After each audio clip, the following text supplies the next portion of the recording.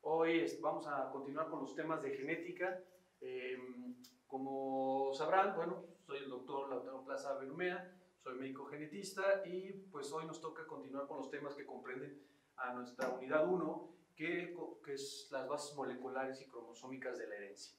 Como subtema, hoy vamos a encargarnos de aprender y analizar el flujo de la información genética y su regulación. Esto va a comprender algunos términos que tenemos que recordar y vamos a estudiar concretamente lo que se conoce como el dogma central de la biología molecular. La genética, como ustedes ya saben y hemos visto en clases previas, es una disciplina X dentro de la medicina. Tenemos la genética médica, pero la genética es una disciplina es más extensa. La genética no es exclusiva de seres humanos, por lo tanto, al hablar de genética, concretamente hablamos de la parte de la biología que estudia los genes y los mecanismos que regulan la transmisión de los caracteres hereditarios. Como les decía, la genética puede ser aplicada a microorganismos, a virus, a plantas, a animales, mamíferos en general, pero lo que nos compete a nosotros es hablar sobre la genética médica, es decir, aquella disciplina que está encargada de la aplicación de los principios de la genética, concretamente al estudio sobre enfermedades. Estas enfermedades, por supuesto, con el componente hereditario o malformaciones congénitas o enfermedades que surgen de problemas que alteran alguna parte de lo que constituye el material genético de los humanos. Esto nos va a llevar a que también aprendamos lo que son los análisis moleculares, los estudios complementarios que suelen pedir en este tipo de padecimientos, establecer diagnósticos, en algunos casos tratamiento, y por supuesto esto también comprende lo que se conoce como el asesoramiento genético. Para poder continuar con esto es muy importante pulir algunos conceptos que se suelen usar a veces de forma indistinta o erróneamente o como sinónimos. Y varios de esos conceptos son el concepto de genética, que no siempre significa herencia, así como la palabra cromosoma es diferente del DNA como es diferente del gen. La pregunta con la que suelo iniciar yo, ¿es lo mismo DNA que gen? La respuesta es no. Tenemos elementos distintos en cada una de esas definiciones que es importante depurar en este momento para que podamos comprender la clase en su totalidad. ¿Qué es el DNA? El DNA, bueno, se ha convertido en una palabra, porque son siglas en realidad. Hoy en día ya no usamos ADN, se utiliza DNA por ser siglas internacionales. Y bueno, la palabra se origina de la traducción del inglés de lo que es el ácido desoxirribonucleico. Se conoce como el material genético. Este se encuentra, como ustedes bien saben, dentro de las células. En los primeros estudios, cuando los biólogos hace algunos años estudiaban la célula, hay que recordar que toda mente brillante siempre ha estado sujeta a su momento histórico y a la tecnología que en ese momento existe. Entonces, los biólogos de aquel entonces estudiaban a la célula con reacciones químicas. Y muchos de estos autores, bueno, decían, yo identifiqué que dentro de lo que está en el núcleo de la célula, porque ya podíamos ver el núcleo a través del microscopio, se estableció que lo que estaba dentro tenía un carácter ácido en cuanto a pH y que se encontraba dentro del núcleo. Entonces decían, lo que está dentro del núcleo tiene un carácter ácido, normalmente era ácido de carga negativa y contenía grandes cantidades de fósforo. Por lo tanto, de ahí viene el nombre de ácidos nucleicos. ¿Por qué? Por este carácter ácido y que se encontraban en el núcleo. Lo que no sabíamos, o no se sabía en ese momento, que eso comprendía el DNA y el RNA, que ustedes ya conocen ambos.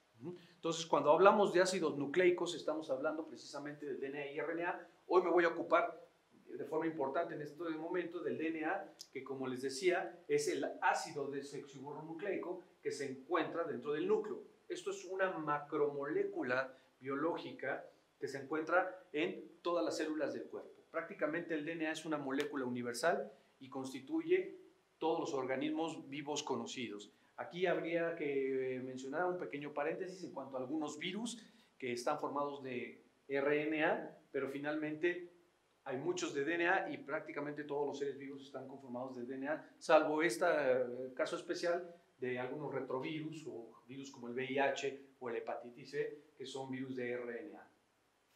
Esta molécula contiene la información genética usada en el desarrollo y en el funcionamiento de los organismos vivos conocidos, como les mencionaba, algunos virus, y prácticamente tiene capacidad de transmitirse. Desde el punto de vista químico o bioquímico, el DNA es un polímero de nucleótidos, es decir, un polinucleótido. Y entonces aquí introducimos una nueva palabra que es el nucleótido. ¿Qué es el nucleótido? Pues el nucleótido, recordando las clases de bioquímica, tenemos 4 nucleótidos de importancia en el DNA, que son la adenina, la timina, la citosina y la guanina. Estos son las 4 bases nitrogenadas que cuando se conjugan con un azúcar, en este caso una pentosa, de 5 carbonos, y contienen los grupos fosfatos, que puede ser 1, 2 o 3, dependiendo de las circunstancias, los dividimos en fosfato alfa, beta o gamma, se conoce con el nombre de nucleótido. Entonces, los nucleótidos van a ser de 4 tipos para el caso del DNA, donde vamos a tener, como mencioné, adenina, guanina y citosina. Entonces aquí tenemos una imagen un poquito más representativa de lo que es un nucleótido. Como pueden observar, tenemos la base nitrogenada, en este caso los 2 anillos del color verde que representan la adenina, que están conjugados o asociados a una pentosa, un azúcar de 5 carbonos, que es el azúcar. Aquí, por ejemplo, en el RNA hay otro oxígeno. Entonces, como ahora le quito el oxígeno, por eso se llama desoxirribosa, por eso es el ácido desoxirribonucleico. Y tenemos combinado a un grupo fosfato. Esto se llama nucleótido. Si yo les quito esto, se llama nucleósido. Y si yo les quito esto y esto, se llama base nitrogenada, que pueden ser 4. Adenina, timina, citosina y guanina. Aquí tenemos un comparativo en esta tabla, donde pueden ver ustedes las diferencias del ADN o del DNA, como les decía, y el RNA, donde vamos a ver aquí el nucleótido de DNA y el nucleótido de RNA. Si ustedes son observadores, ven aquí el cuadrito de la base, que puede corresponder a cualquiera de estos 4, para el caso.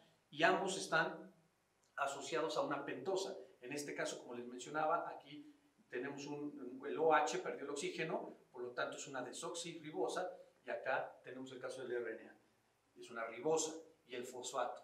En el RNA podemos usar citosina, guanina y adenina, al igual que en el DNA, pero hay una diferencia importante, que para el caso del DNA vamos a tener timina, que en el RNA este será intercambiado por el uracilo. Por lo tanto, el uracilo es una base nitrogenada propia del RNA.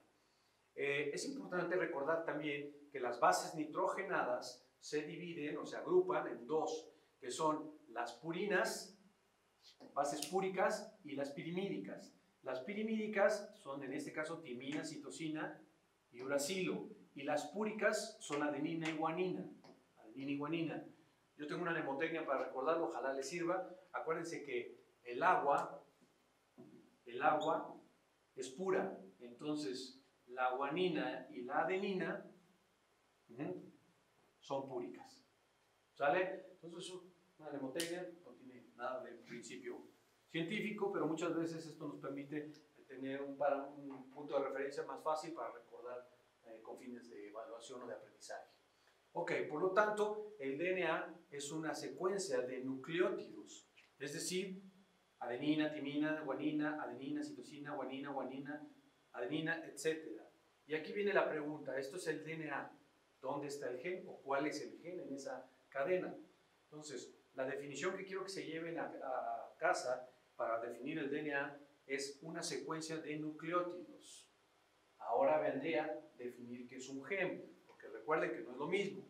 El gen es la secuencia lineal organizada de nucleótidos en la molécula del DNA. Hasta ahí la definición parece que es lo mismo, pero aquí viene la parte importante. Esa secuencia de DNA debe contener la información necesaria para la síntesis de una macromolécula con función celular específica, por lo regular proteínas y RNA.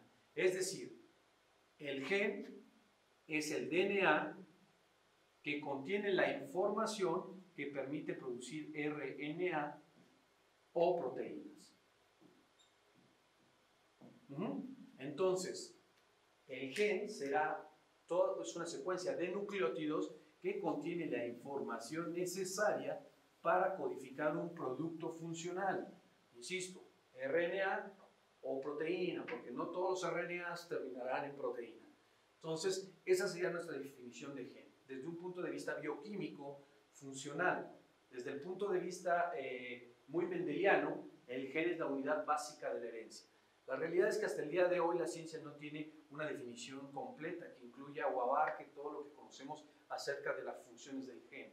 Para fines del curso voy a querer yo que recuerden ustedes dos elementos. El gen es una secuencia de DNA que tiene la información necesaria para codificar un producto funcional, proteína o RNA, y desde un punto de vista biológico mendeliano es la unidad básica de la herencia.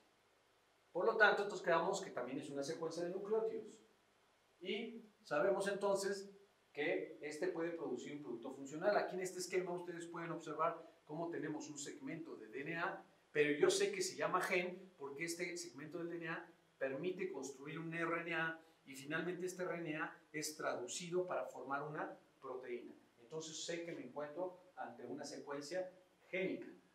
Por lo tanto, no todo el DNA es gen, pero sí todos los genes están hechos de DNA. Ok, entonces, siguiente definición de gen. El gen es considerado la unidad de almacenamiento de información genética y la unidad de la herencia a transmitir esta información a su descendencia. Por eso decíamos, desde un punto de vista mendeliano, que ustedes conocen a Mendel, el gen es la unidad básica de la herencia, porque tiene la facultad de ser transmitido a las generaciones sucesoras. Otro elemento importante con respecto a la definición de gen es que los genes se disponen a lo largo de los cromosomas, ocupando en el cromosoma una posición determinada llamada locus. Entonces aquí se ingresan dos términos nuevos que no habíamos mencionado, que son el cromosoma y el locus. ¿Esto qué significa? En un cromosoma, yo siempre hago la analogía que ustedes piensen en una bola de estambre. Si ustedes un día acuden a la mercería y piden una bola de estambre, pues la señorita del mostrador les va a dar una bola de estambre del color que ustedes hayan solicitado, pero si ustedes están de acuerdo conmigo, pues ese estambre ustedes lo pueden desenvolver y finalmente será un hilo. En ese sentido, mi bola de estambre, mi analogía, representa el cromosoma. Y este cromosoma finalmente es un hilo al cual yo le llamo DNA. Entonces yo tengo un cromosoma y ese cromosoma son proteínas que empaquetan ese hilo que yo llamo DNA. Y segmentos de ese DNA contienen la información necesaria para producir un RNA mensajero o finalmente una proteína. Por lo tanto, esta secuencia de DNA la voy a llamar gen. A esto le llamaré, al DNA enrollado en proteínas, le llamaré cromosoma. Y a mi cadena sigue siendo el DNA. Por lo tanto, todos los genes están hechos de DNA, pero no todo el DNA es gen. Aquí en la representación esquemática que tiene la diapositiva, lo que ustedes están viendo ahí en forma de tachecito es la forma típica con la que observamos o vemos esquemáticamente a los cromosomas, y ustedes pueden observar que este cromosoma, si ustedes lo ven de cerca, lo amplifican, van a encontrar que son las hebras del DNA y que segmentos de ese DNA permiten construir una proteína o un RNA, y esto, en ese punto donde radica este gen dentro del cromosoma, le llamamos locus. De forma un poquito coloquial podríamos decir que el sitio, el lugar donde vive el gen dentro de la estructura del cromosoma, le vamos a llamar locus. A algunos autores les gusta hacer una analogía como si esto fuera un librero o un archivero, y el punto donde se encuentra determinado libro, que es el que tiene la información, a ese sitio específico donde radica ese libro o esa información, le llamamos locus. Entonces, para fines del curso, recuerden que el locus será el sitio donde radica el gen dentro de la estructura cromosómica. Finalmente, el conjunto de genes de una especie, y por lo tanto todo su material genético, se le denomina genoma. Hoy está muy en moda que todos hablamos del genoma humano, etc. Pero ustedes pueden hablar del genoma de la cebolla, del genoma de la rata, genoma de E. coli, el genoma del virus del VIH, o ahora de moda tenemos pues el virus SARS-CoV-9, ¿no? En este caso, finalmente, termino con esta representación un poco caricaturesca. Tenemos nuestra bola de estambre, que sería el cromosoma. Segmentos de ese DNA son genes. ¿Por qué? Porque tienen la receta necesaria o las instrucciones para sintetizar una proteína o un RNA. Finalmente, tenemos elementos que serán DNA, pero no conllevarán esa información para ser gen.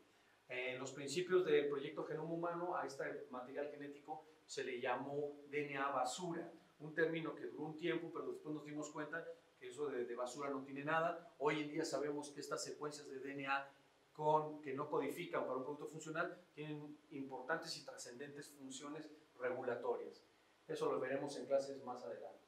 Ok, esto ya es una representación gráfica un poco más cercana a la realidad. Recordar que todas las células contienen en su núcleo el material genético que se encuentra en cromosomas. Lo normal que tiene un ser humano en sus células, exceptuando los gametos, es que tengamos un complemento cromosómico de 46 cromosomas. Eso es lo normal que debe de tener un núcleo de una célula. Eso, el material genético, se encuentra enrollado o empaquetado en unas proteínas de muchos tipos, pero las principales son las histonas.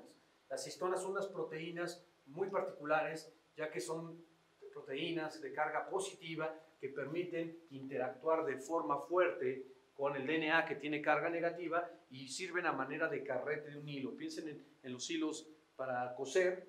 Tenemos el carrete central y alrededor se empaqueta el hilo de ese carrete. Algo similar sucede con el DNA, que se empaqueta dándole 2 vueltas a una estructura llamada octámero de histonas. Se llama octámero porque tiene 8 proteínas histonas: 2H3, 2H4, 2H2A y 2H2B. Esto forma una unidad de empaquetamiento que ustedes tendrán una clase donde ya vimos esto, y esta estructura pues, le llamamos nucleosoma.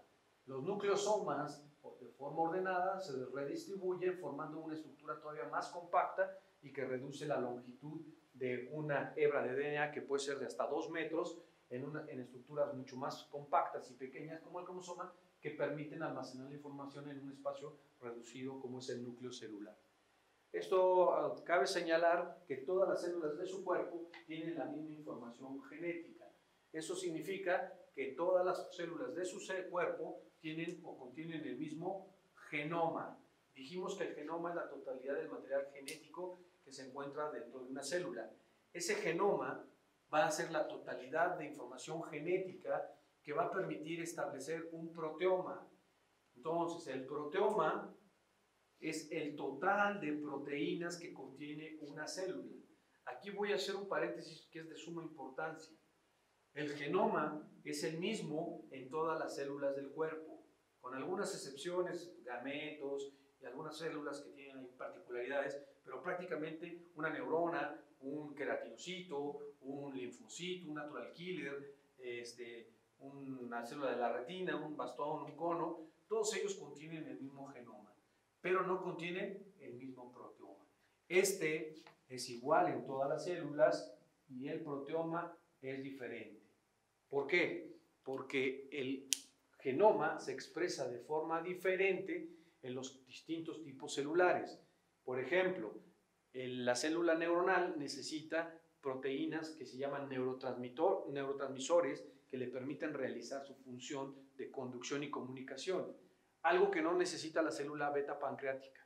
La célula beta pancreática, por ejemplo, necesita insulina, que es una hormona que se necesita producir ahí y ser exocitada al torrente sanguíneo para poder realizar funciones en el control o metabolismo de la glucosa. Por lo tanto, ambas células, la neurona y la célula beta pancreática, contienen el gen de la insulina y de los neurotransmisores, pero solo la célula beta pancreática tendrá activo el gen de la insulina y la neurona tendrá activo los genes de neurotransmisores. Esto nos lleva entonces a que las células tendrán proteomas diferentes de acuerdo a su tipo celular del que estemos hablando, y esto por supuesto va a condicionar que se dé un funcionamiento, o nosotros le llamamos un fenotipo conductual diferencial.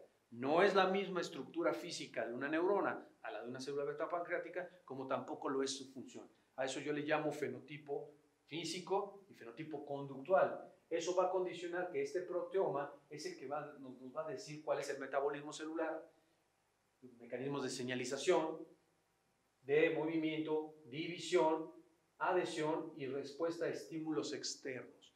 Por lo tanto, es distinto los estímulos que activan una neurona que aquellos que activan a una célula beta pancreática.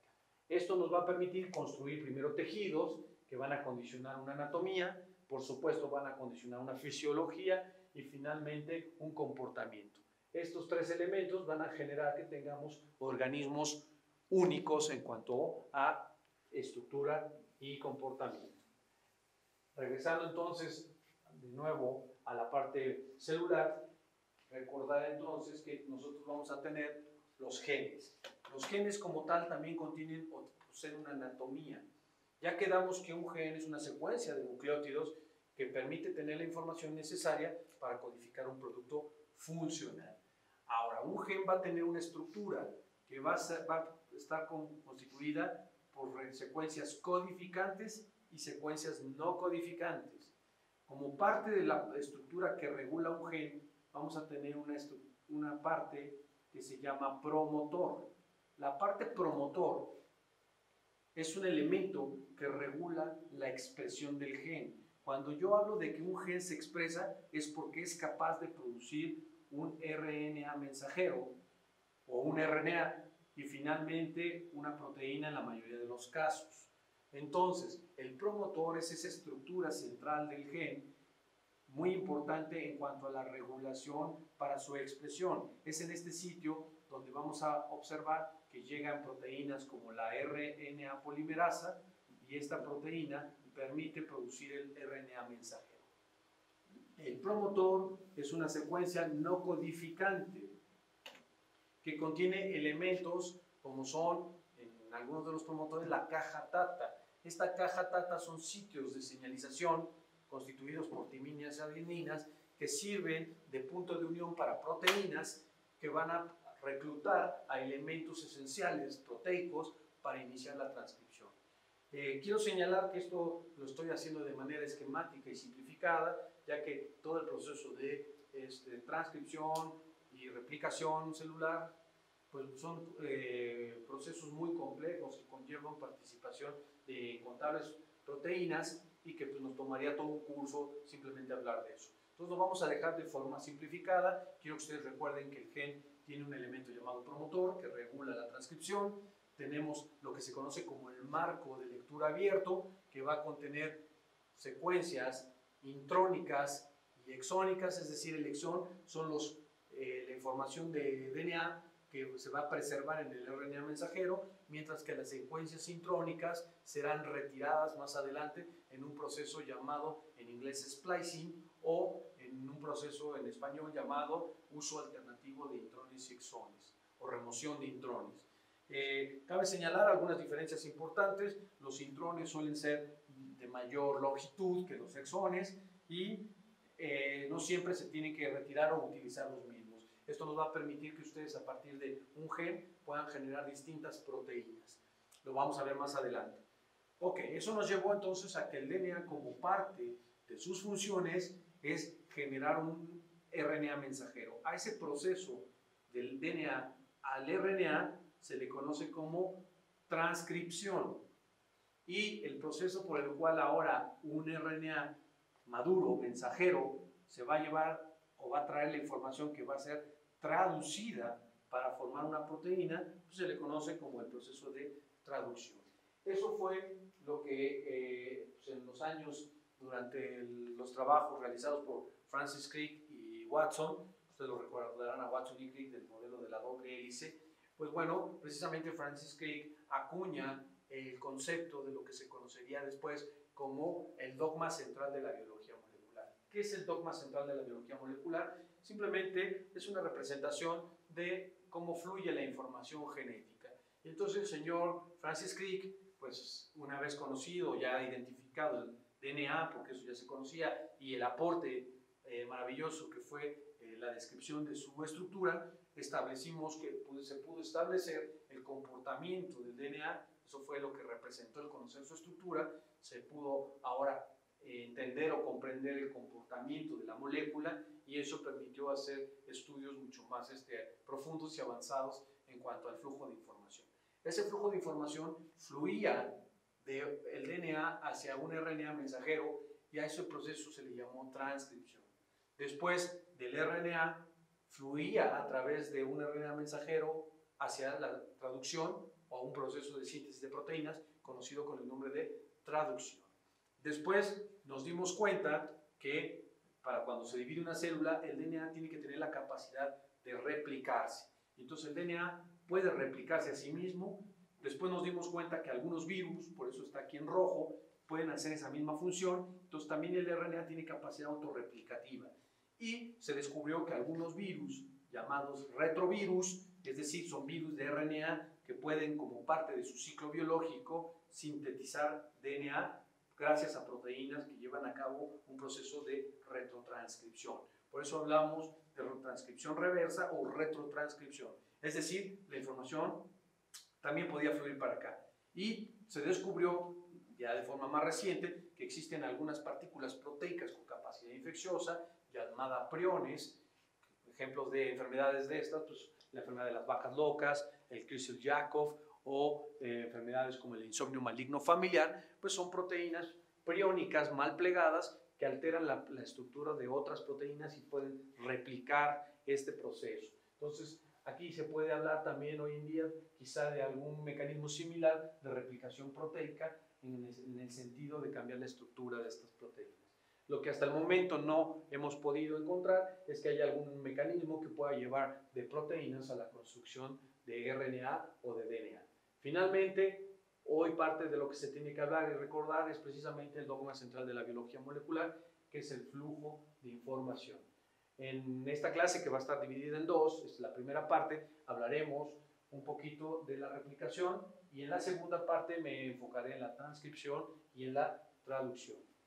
Ok, para que podamos hablar entonces ahora de replicación, tenemos que entender que todos nosotros partimos de una sola célula. En el momento en que los gametos masculino y femenino se fusionan, se forma lo que conocemos como el cigoto o la primera célula que va a dar origen a un organismo multicelular después de un proceso de gestación llamado ser humano o individuo, ¿no? Ustedes ya llevaron clases de embriología, recordarán que el cigoto va pasando por divisiones sucesivas, pasamos por una blástula, bueno, mórula, blástula, etcétera, se divide en los diferentes, en el momento de la gastrulación, vamos a tener las diferentes capas o discos laminares, llamados ectodermo, mesodermo y endodermo, y esto a su vez va a ir dando finalmente paso a los distintos tejidos celulares que constituyen al ser humano. Estos van a contener distintas células. Entonces, aquí tenemos que entender que cuando una célula es capaz de dividirse, ustedes recordarán que una célula tiene su núcleo y tiene su DNA. Y esta célula tiene que pasar por un proceso llamado mitosis. Esta célula, al pasar por esa mitosis, tiene que formar dos células hijas exactamente iguales desde el punto de vista del material genético. Por lo tanto, es primordial que esta célula madre sea capaz de dividir su DNA, o sea, duplicarlo y después dividirlo para que las células hijas contengan la misma información genética. A ese proceso de duplicación del DNA se le va a llamar replicación. Y eso sucede dentro del ciclo celular que ustedes ya conocen. Si recordamos, el ciclo celular es el ciclo de vida de una célula representado aquí. Algunos autores dicen que como el reloj de una lavadora. Pero bueno, vamos a recordar esas partes. El ciclo celular inicialmente lo podemos dividir en dos partes. Lo que se conoce con el nombre de interfase. Interfase es todo aquello que no es mitosis. Y aquí tenemos la mitosis. Entonces, la mitosis es la parte de la división física de la célula. Y la interfase es todo lo demás. Entonces, todo lo que no es mitosis se llama interfase, que está representado ahí con una flecha morada. A su vez, la interfase la podemos dividir en tres fases. La fase de G1, la fase S y la fase G2. Algunos autores hablan de una cuarta fase que está tangencial, que llamamos G0. Estas fases son procesos o stage o gaps, de ahí viene el porqué G1, que todo esto sale de la palabra gap en inglés, porque los investigadores veían que había una pausa, y entonces la pregunta era, aquí hay una pausa, luego acá hay otra, y luego acá hay otra. Y la finalidad fue investigar qué sucedía en esas pausas. Las células que se dividen, que están replicando, que están en una fase de mitosis, son aquellas que están ciclando. Hay células que por un tema de maduración ya no ciclan después de un tiempo y se quedan en una fase tangencial llamada G0. Ejemplo de esto, neuronas o células musculares, que son células que por sus condiciones normalmente ya no ciclan y se encuentran en un estado quiesciente, es decir, estático en el sentido de ciclar, llamado G0. Esto que no quiere decir que no estén haciendo nada o que su metabolismo no sea activo, pero las células que tienen gran procesos de división, como son las células epiteliales de la piel o de algún otro epitelio intestinal, que ustedes me digan, estas tienden a tener una tasa o un índice mitótico mucho mayor. Eso implica que están ciclando, es decir, se están dividiendo. Por ejemplo, las células del epitelio pulmonar. Vamos a ver, o del intestino, les decía yo, vemos que las células en G1 hacen una pausa. ¿Qué es lo que hace la célula en esa pausa? Pues la célula prepara lo necesario para entrar a la fase S. Y aquí quiero hacer énfasis que la fase S es del inglés síntesis. La síntesis del DNA. ¿Qué va a suceder aquí? Yo tengo mi cromosoma y ahora va a pasar por la fase de síntesis y voy a tener 2 cromosomas. Es decir, voy a duplicar mi material genético. Entonces, la parte del ciclo celular donde se duplica el material genético es en la fase de síntesis. ¿Por qué? Porque yo tengo un cromosoma 1 y sintetizo una copia. Tengo un cromosoma 2 y sintetizo otra copia. ¿Por qué? Porque más adelante, en la fase de mitosis, a una célula le voy a dar una y a otra el otro. Y así aseguraré que cada célula hija tenga la misma información. Por lo tanto, el DNA, quedamos que está formado por proteínas, nucleótidos, etc. Hay un centenar de proteínas que participan en este proceso. Son procesos muy complejos, que no es el objetivo del curso aprender, pero sí que entiendan que para preparar esto necesitamos muchas herramientas, elementos y proteínas que necesitan participar en ese proceso. Por lo tanto, la célula hacía una pausa aquí para prepararse, tener todos los elementos necesarios para el proceso de síntesis. ¿Por qué? Porque durante la síntesis nosotros tenemos que abrir el DNA. Eso es muy importante que lo tengan en mente. Cuando yo digo abrir el DNA, me estoy refiriendo a, como ustedes bien saben, el DNA es una doble hélice. Y esto es lo que, a diferencia del RNA, es una hélice o una cadena simple. Más bien dicho, es una cadena simple. El DNA es una cadena doble. Es decir, mientras ustedes tienen aquí un RNA,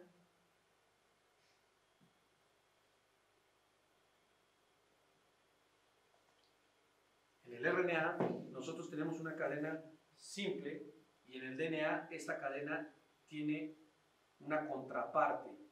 Esto es lo que permite que las dos cadenas estén protegidas, están estabilizadas por puentes de hidrógeno, y esto sirve porque en la cadena, acuérdense que teníamos nucleótidos, pues nosotros tenemos los fosfatos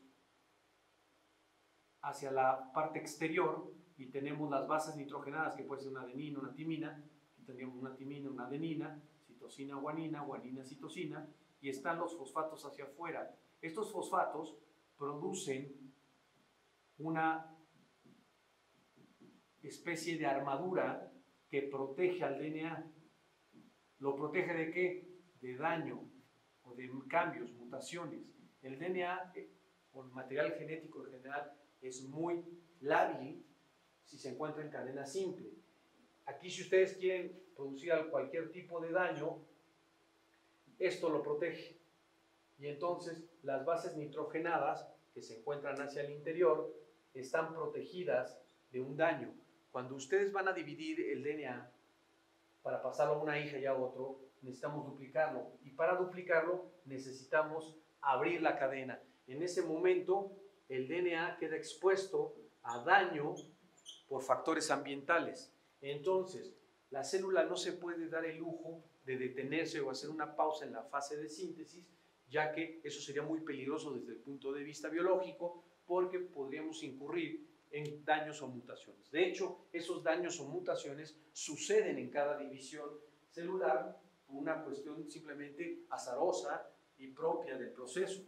Afortunadamente, nuestra célula tiene la capacidad de reparar esos daños. Por eso es que a medida que un tejido se divide más veces, la posibilidad de que tenga mutaciones aumenta. Por lo tanto, eso puede en algún momento generar algún descontrol celular y producir cáncer. Eso explica por qué el cáncer es más frecuente en tejidos epiteliales que en tejidos que no se dividen, que estaban en fase G0. Mucho más fácil que ustedes tengan un cáncer de piel, un cáncer de pulmón, del epitelio pulmonar, o un cáncer del ducto o epitelio de la mama, que un cáncer de neuronas. No hay cáncer de neuronas, ¿por qué? Pues porque la neurona no se divide. Si acaso será en etapas embrionarias, donde todavía hay cierta capacidad de división celular. Alguien me dirá, bueno, oiga doctor, pues si hay tumores en el cerebro, como son los astrocitomas o los ependimomas, claro, pero estos no son neuronas, estos, hay que recordar la histología, parten de los ependimocitos, que es un epitelio, o de la glía, en este caso, pues de los astrocitos o oligodendrocitos, etc. Finalmente, es muy importante entender que esta fase es esencial desde el punto de vista de seguridad. Es el sitio donde se pueden cometer errores, por lo tanto la célula tiene que llevar al mínimo posible la duración de este proceso. Entonces, en G1 la célula prepara todo lo necesario para poder entrar a fase S. Una vez que la célula entra en fase S, no la pueden detener. Si ustedes intentan interferir en ese proceso o generar una pausa, van a originar que se activen mecanismos celulares que van a llevar a la apoptosis. Luego tenemos la fase de G2. En la fase G2, que es donde veíamos otra pausa, ahora la célula tiene que volver a crecer, pero ahora con otra finalidad. Ahora la finalidad no va a ser replicar el DNA, sino crecer en tamaño, en citoplasma, duplicar organelas, porque como ahora nos vamos a dividir físicamente, pues necesitamos que se vaya un aparato de Golgi a una célula y a la otra, tener el suficiente número de mitocondrias para una célula y para la otra, tener las organelas celulares que ustedes ya conocen para poder distribuir hacia ambas células hijas. Entonces, acá preparo la duplicación del DNA, aquí preparo la división física de la célula llamada mitosis. Y entonces, ahora sí, si todo se llevó de forma correcta, por eso ustedes ven aquí estos puntos rojos que son puntos de regulación o checkpoints, los van a encontrar en inglés, son sitios donde la célula tiene mecanismos para censar que todo esté bien. Por ejemplo, hay dos puntos muy importantes. En el G1 hay elementos regulatorios que checan que la información genética sea correcta. Entonces la célula, antes de invertir energía y dinero, ATP, en este proceso, decide o tiene que comprobar que lo que va a hacer es algo que es fidedigno. Es como si ustedes quisieran ir a fotocopiar un libro, pues si está defectuoso de las hojas, no lo vamos a hacer porque no nos va a servir, esa información no está adecuada. Entonces aquí se regula que esa información sea correcta para poderla replicar. Y después, ya que ustedes están aquí, van a checar que lo que les fotocopiaron sea correcto, que no se haya equivocado la gente de la fotocopiadora. La célula hace lo mismo. Después de pasar de este proceso, ahora censa errores y daño y afortunadamente puede reparar la mayoría de ellos. Tiene mecanismos de reparación. Lamentablemente, y no, ¿por qué digo lamentablemente y no? Lamentablemente es imposible evitar daño. Entonces siempre se van a perpetuar algunos que a la larga pueden generar, si es un gameto, enfermedades genéticas o si es una célula somática, cáncer. ¿Por qué dije que no del todo afortunado? Porque gracias a estos mecanismos es que se genera evolución. Muchas de estas mutaciones serán deleterias, pero habrá alguna que generará alguna ventaja evolutiva y eso permitirá la cuestión de la evolución genética. Una vez que se terminó este proceso, entramos ahora sí a lo que es la fase de mitosis. Ustedes recordarán, la mitosis se divide en profase, prometafase, metafase, anafase, telofase y finalmente la división física de la célula que se llama citocinesis. Tenemos las distintas fases, es un repaso, supongo que esto se vio a profundidad en histología, pero nada más para recordar, la profase pues es la primera etapa de la mitosis. Aquí lo pueden ver representado en una caricatura, acá lo vamos a ver con inmunohistoquímica en el proceso de una célula. Básicamente lo que quiero que ustedes identifiquen es cómo el material genético que primero se encuentra como en un huevo estrellado, en el núcleo homogéneo, se empieza a condensar. Ese condensamiento se da para formar ahora los cromosomas.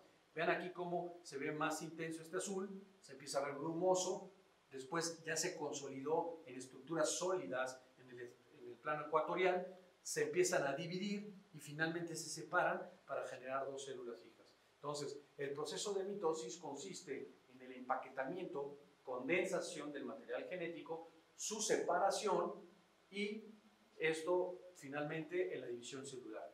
Cabe señalar que estos son mecanismos extremadamente regulados. Cualquier error aquí puede ser catastrófico. Si ustedes de pronto se llevan material extra a una célula, una va a quedar sin esa información y la otra lo va a tener duplicado. Ambas situaciones son trágicas normalmente para la célula y pueden implicar, como les decía, en caso de gametos, malformaciones o enfermedades cromosómicas, enfermedades genéticas propiamente, o si se trata de una célula somática, pues terminar en cáncer. Vamos entonces al primer proceso del dogma central de la biología molecular. Cuando yo les hablaba del dogma central de la biología molecular, les mencionaba que Watson nos decía que del DNA se podía pasar al RNA, se llamaba transcripción, y del RNA a la proteína y se llamaba traducción. Y que tanto el RNA como el DNA tenían capacidad autorreplicativa y eso se llamaba replicación del DNA o del RNA.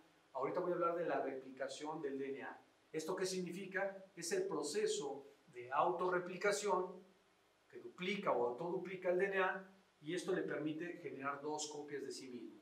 De esta manera, una molécula del DNA o de ADN única se obtiene dos o más réplicas de la primera.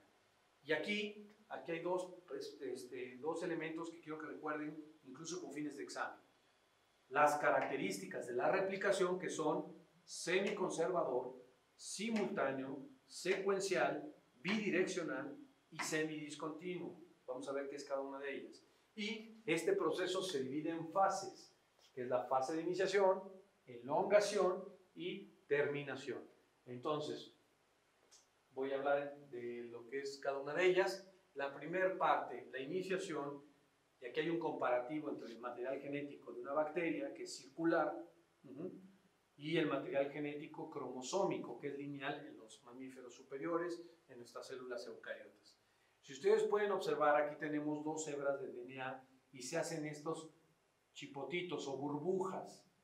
A estas burbujas, donde se separa, ¿qué está sucediendo? El DNA está en doble hélice, se separa, porque ya les dije que para duplicar tenemos que separar, porque ahora vamos a usar esta cadena de plantilla y por este lado vamos a utilizar la otra cadena de plantilla. Entonces, el primer punto es descompactar el DNA y separarlo. A estos sitios donde se separa el DNA se les conoce como orígenes de replicación o burbujas de replicación. En este caso lo vemos como inicia en varios puntos a lo largo del cromosoma. En las bacterias se le conoce como origen de replicación, aquí se separa, pero esto es un proceso un poquito diferente en el sentido de que como estamos ante un DNA mucho más pequeño y circular, pues cambia un poco, pero la idea es la misma. Aquí ustedes pueden ver que tenemos varios sitios. Por eso es que cuando yo les mencionaba, entre las características es que es un proceso que sucede de forma simultánea en varios puntos. De ahí es el término a que es simultáneo. Y entonces, aquí tengo una secuencia de DNA, la puse en escalonada porque no me alcanza la diapositiva, pero aquí tenemos una doble cadena. En el modelo, cuando se intentó estudiar la secuencia donde se abría el DNA, se dieron cuenta los investigadores que eran unas secuencias que eran ricas en adeninas y timinas. A esto se le llamó región rica en adeninas y timinas. Y la explicación es porque las uniones entre una adenina y una timina, entre cadena y cadena de DNA, está estabilizada por dos puentes de hidrógeno. En cambio, la citosina y la guanina son tres puentes de hidrógeno los que estabilizan. Entonces, si ustedes cuentan la cantidad de puentes de hidrógeno que hay en esta región, por supuesto será menor si es adenina y timina que si fuera una secuencia rica en GC, porque aunque aquí la diferencia es de un puente de hidrógeno, si ustedes tienen 40 pares de bases, pues entonces ya no va a ser de uno, será de 40 puentes de hidrógeno. Y eso conlleva una importancia desde el punto de vista de la termodinámica muy importante, porque ustedes para poder separar estas cadenas necesitan más energía si fueran GCs que si fueran ATs. Esto pues explica por qué es más fácil abrir esta porción. Y si ustedes son observadores, verán que hay unas regiones que pinté yo en amarillo, que son regiones de unión a una proteína especial, porque para que ustedes puedan separar esos puentes de hidrógeno, se tiene que hacer por medios químicos, por medios físicos como el calor, o por cuestiones de fuerza. Como no podemos utilizar medios químicos y no podemos utilizar calor porque le dañaríamos a la célula, la única opción que nos queda es utilizar la fuerza. Por lo tanto, hay unas proteínas, estas amarillas que ven aquí, que se pegan a las secuencias que yo les marqué en la diapositiva que ven aquí. Aquí se pegan. Y como esto es una línea, eso genera que se produzca un aglomerado proteico que distorsiona la estructura del DNA. Siempre les cuento la historia de cuando mi abuelita me mandaba a tender mi ropa. Subía yo a la azotea, se ponía la ropa ahí, se me acababan las pinzas, me quedaban los calzones y entonces ya bajaba yo triste con mi abuela y le decía, abuela, ya no hay pinzas. Entonces subía mi abuelita conmigo a la azotea y me decía, ay, mi hijito tal. Y agarraba el cordel, no se acordarán, y lo separaba las cuerditas. Entonces metía ahí el resorte del calzón y lo soltaba y quedaban apretados. Bueno, eso es lo que pasa con el DNA.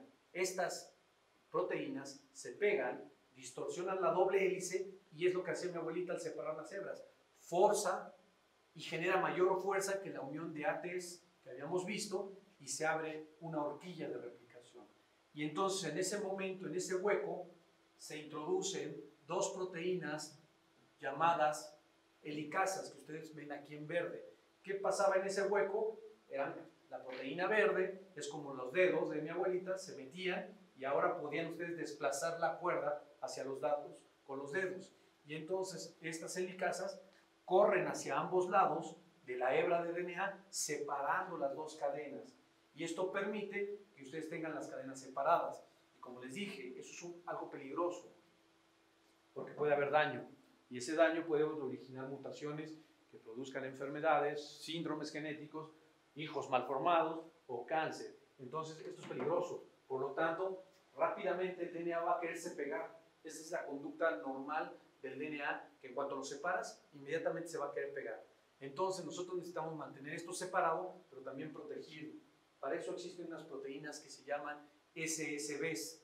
Estas SSBs se llaman así porque es Single Strand Binding Protein, que son proteínas de unión a cadenas simples. Single Strand Binding Protein, y esto genera o tiene dos propósitos: mantener separadas a las cadenas y protegerlas en cierto grado del daño a las que pueden estar expuestas. Y una vez que esto sucede, podemos iniciar el proceso de elongación. Aprovecho para hacer una pausa. Hasta aquí sería la iniciación. Ahora voy a dar inicio a la elongación. La elongación ya es el proceso por el cual yo voy a sintetizar una nueva cadena. ¿Por qué? Porque ahora ya pude separarlas. Y entonces ahora puedo copiar esta cadena y ahora puedo copiar esta otra cadena para de una tener dos cadenas. Eso lo hace una proteína llamada polimerasa. Las polimerasas son proteínas que pueden polimerizar nucleótidos y sintetizar cadenas nuevas. Estas polimerasas están representadas en esta imagen con esta proteína verde. Los científicos que estudian esto dicen que en su estructura tridimensional, porque las proteínas tienen estructuras tridimensionales, es como una palomita de maíz, hagan una bolsa de palomitas de maíz y la tarea va a ser que después de que la hagan, vacíen el bote y me encuentren dos palomitas iguales. No hay, la conformación es diferente. Eso mismo pasa con las proteínas. Las proteínas tienen un sinfín de estructuras y dependiendo de esa estructura es su función. Por lo tanto, la insulina no se comporta igual que la eritropoyetina o que la adrenalina o que el colágeno. Entonces, esta proteína que tiene una forma, que dicen que tiene una forma como de mano, aquí lo que ven como thumb, en inglés es del pulgar, tengo yo la cadena de DNA doble. Entonces la separo y me queda una. Y entonces viene esta proteína a similitud de mi mano y en los dedos de abajo carga el DNA, la cadena, y con el pulgar va seleccionando qué nucleótido le sigue. Entonces, si cae una adenina, mete una timina. Si hay una citosina, mete una guanina. Si hay una adenina, mete una timina. Y así sucesivamente va introduciendo nucleótidos de forma secuencial. Esto sucede a velocidades impresionantes. Al final de este tema, tengo un video donde lo pueden ver en tiempo real, cómo la proteína va introduciendo nucleótidos y nucleótidos de forma secuencial para ir copiando la cadena. En este caso, tenemos el nucleótido, recuerden, la base nitrogenada, la azúcar, que es la pentosa, y los grupos fosfato. Cuando ustedes aproximan este nucleótido hacia acá, se va a dar una interacción con el nucleótido que se encuentra enfrente y se va a dar una interacción bioquímica de un enlace llamado puente de hidrógeno. Ustedes conocen que los puentes de hidrógeno son enlaces no covalentes que se basan en un principio de cargas, es decir, funcionan a manera de cargas eléctricas diminutas, pero al fin y al cabo requieren de una cierta cercanía para generar esa carga electromagnética. Cuando ustedes aproximan esto, inmediatamente se forman los puentes de hidrógeno. Es como cuando uno orienta dos imanes en la dirección correcta. Si ustedes los ponen a cierta distancia no se atraen. De pronto acérquenlos y ustedes mismos van a sentir esa fuerza de cómo se jalan.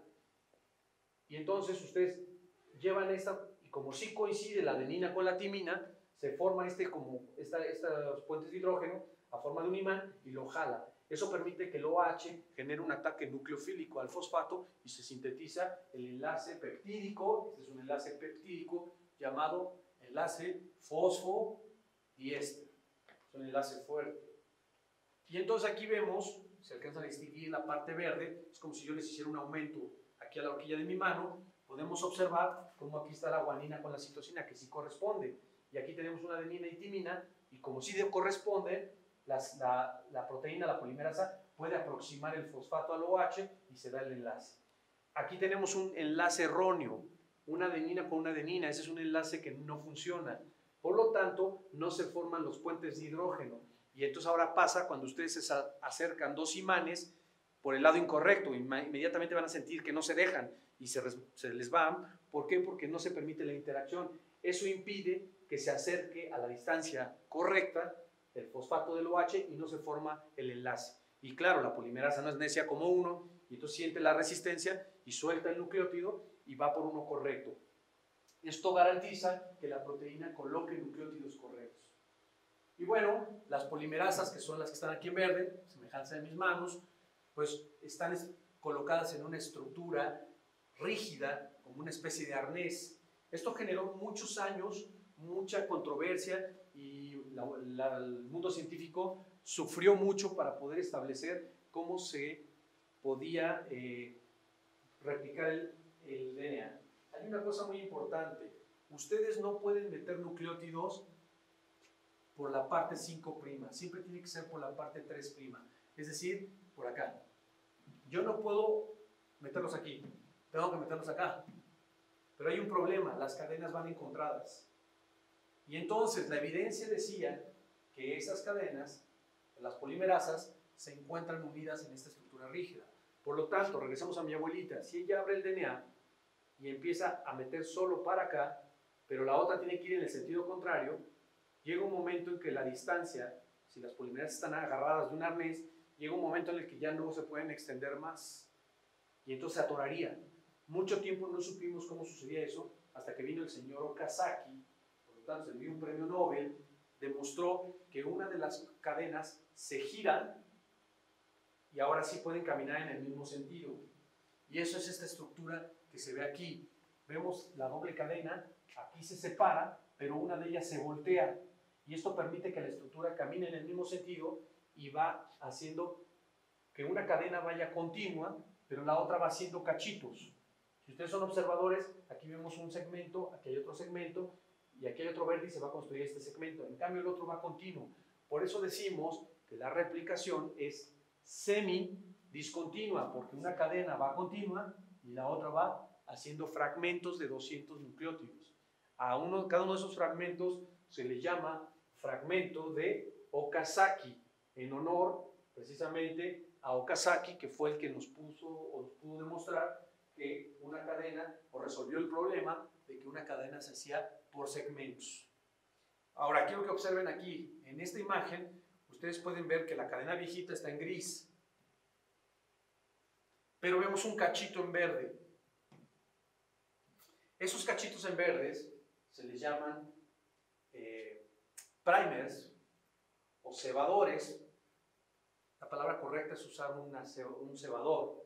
¿Y eso qué significa? Cuando ustedes tienen que el DNA es de cadena doble y lo separan, la polimerasa no puede llegar y ponerse a poner nucleótidos.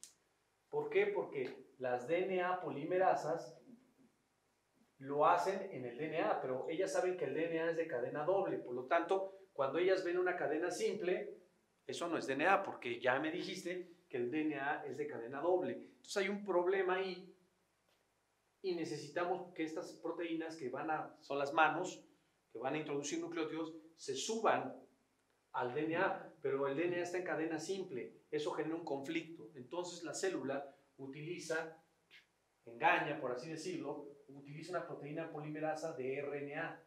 ¿Por qué? Porque el RNA es de cadena sencilla. Entonces, la RNA polimerasa sí puede iniciar aquí en una cadena sencilla. Y entonces la RNA polimerasa se pone aquí y genera un cebador. Ojo, esto es RNA y esto es DNA. Lo mismo hace de este lado. Y entonces tenemos un híbrido de RNA con DNA. Y a ese pequeño pedacito de RNA se le conoce como cebador. Eso lo hace la RNA polimerasa llamada primasa. Puede ser mi prima la Cristi, está bien guapa, primasa. Entonces la primasa hace ese cebador y entonces ahora sí, la DNA polimerasa ya identifica aquí una cadena doble, ya le engañaron, porque ella lo que quería era una cadena doble, es como en un cierre. Cuando ustedes van a subir el cierre de su chamarra, necesitan que estén los dos, se enganchan y ahora sí corre la cabeza del cierre. Aquí sucede lo mismo. La DNA polimerasa ya identificó esto como un doble riel y ahora sí puede producir el DNA que necesita. Y hasta aquí se acaba la elongación. Y ahora viene el proceso de terminación. Cuando ustedes terminan de duplicar, aquí ya tenemos las dos cadenas duplicadas, pero hay un problema. Están estos híbridos de RNA, necesitamos quitarlos. Y entonces ahora viene una enzima que quita esos cebadores, no se pueden quedar ahí, acuérdense que son RNA, aquí están, vean cómo están los cebadores, y ahora que está ahí, tenemos que traer una proteína que retire este segmento de RNA, y esa proteína se llama RNasa. La RNasa se encarga, o RNasa H, se encarga de quitar cada uno de estos cachitos que son de RNA, y una vez que los quita, queda este hueco, y ya viene la DNA polimerasa, lo rellena, y finalmente la última enzima, que se llama DNA ligasa, cierra el último enlace, y quedó limpia la cadena doble, replicada, y totalmente de DNA. Con esto terminaría el proceso de replicación. Y entonces, retomo, la replicación les mencionaba yo, tenía varias características. Vamos a repasarlas. Es semiconservador. ¿Por qué? Porque una célula hija se va a llevar una cadena vieja y la nueva que hicimos. La otra se lleva la vieja y la nueva. Por eso es semi, la mitad, conservador. Conserva una cadena vieja y una nueva. Simultánea, ocurre a varios puntos. Acuérdense de los orígenes de replicación. Secuencial, porque va metiendo nucleótido tras nucleótido, no se los brinca, va uno tras otro. Bidireccional, acuérdense de mis manos, una iba para cada lado, aunque este lo volteamos para los fragmentos de Okazaki. Y semidiscontinuo, ¿por qué? Porque una cadena va continua y la otra va haciendo los fragmentos de Okazaki. Entonces, esas son las características y sucede en las tres fases mencionadas. Por último, para terminar con esta clase, vamos a ver un video que dura un minutito. Este video está en YouTube, lo pueden también ver ahí. Y pueden analizarlo, pausarlo y estudiarlo a detalle. Entonces, vamos a ver aquí, lo voy a explicar. Esto está en tiempo real, lo que ustedes están viendo aquí es la cadena de DNA doble. Vean cómo se separa y esta polimerasa libera ese pedazo. Ahí va, lo duplica, lo va a liberar. Ese es un fragmento de Okazaki. Lo toma y lo voltea, sintetiza y libera un fragmento de Okazaki. Voltea y lo mismo. En cambio, la otra cadena va de forma continua. Aquí viene el fragmento de Okazaki y lo libera, lo voltea y vean a qué velocidad está haciendo el copiado. Y aquí están todas las proteínas que funcionan. Esta va continua. Y estos son los fragmentos de Okazaki. Esto sucede a velocidades impresionantes, pero puede haber daño. La proteína lo puede reparar, pero muchas veces se queda. Por lo tanto, la mejor forma de mantenerse saludable es evitar que los tejidos celulares se multipliquen. Es por eso que el cáncer es una enfermedad propia de las poblaciones ancianas o mayores, porque pues, la probabilidad de que acumulemos mutaciones que den origen a un tumor, pues se va dando con el tiempo. Con esto concluiríamos la primera parte, muchachos. Espero que no hayan dudas. Si no, en clase las podremos resolver. Gracias.